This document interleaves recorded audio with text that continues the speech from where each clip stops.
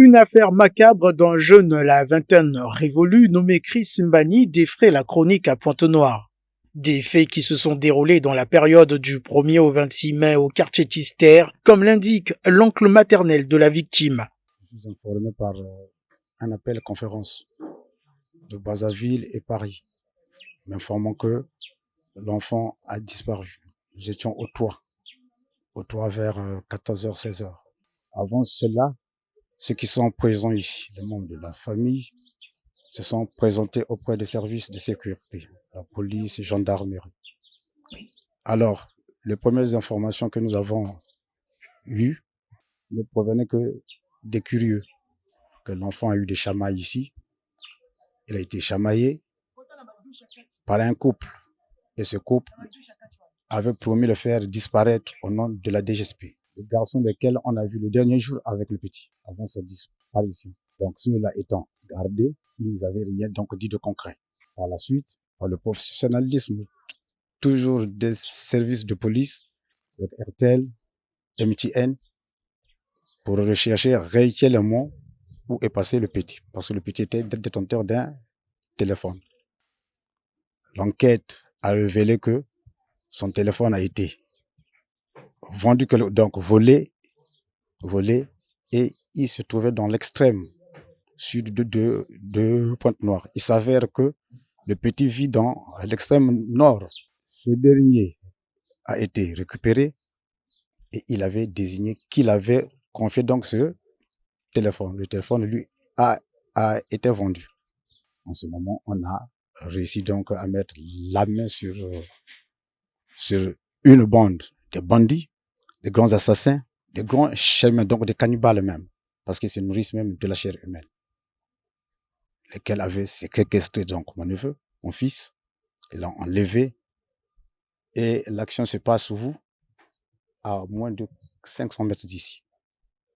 Ils l'ont pris en plein jour, le torturé de 11h peut-être jusqu'à 16h, séquestré, torturé, donner la mort, brûler, dépecer et mettre dans des sacs à jeter. Les sacs lesquels ils sont allés les jeter encore, donc mettre dans des fosses. Les gardes ont été pris, nous les avons vus, mais jusque-là, il y a un en cavale. Donc, assassinat sous fond de convoitise sur le jeune garçon issu d'une famille modeste. D'après peut-être leurs explications auprès des services de sécurité, que le petit était nouveau dans le quartier. Il était orgueilleux, il s'habillait bien, il avait donc des moyens et il fallait donc le torturer, faire tout ce qu'ils ont fait pour avoir ce qu'il fallait. Et alors, ils l'ont même accusé que ta façon de t'habiller, ça nous dit quelque chose. Tu dois être donc en complice bien de mèche avec les services de police qui nous traquent. Le corps a été retrouvé, dépecé donc les restes humains. Les restes humains, une partie du corps, je ne sais pas l'usage qu'ils ont fait avec. Parce que nous ne trouvons pas une bonne partie de ces ossements.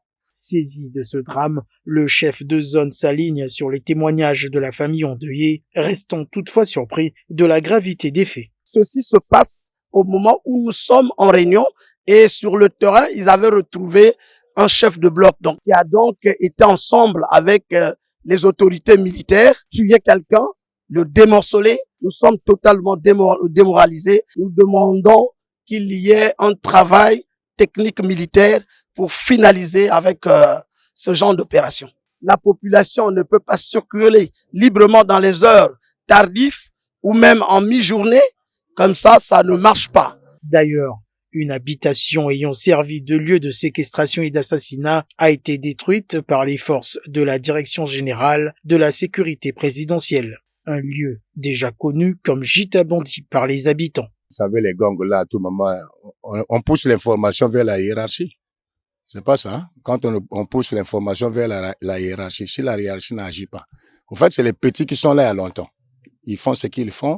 C'est surtout dans la ruelle là. Le coin là, vraiment, c'était un coin où vous arrivez vers 22. Si tu n'es pas un homme, tu peux pas passer. Mais l'information passait toujours. Bon, comme le voleur a 99 jours de chance, le 100e, c'est pour le propriétaire. Voilà pourquoi on a mis la main sur eux. Autre lieu visité, c'est la fosse septique ayant servi à dissimuler le corps retrouvé. Le problème,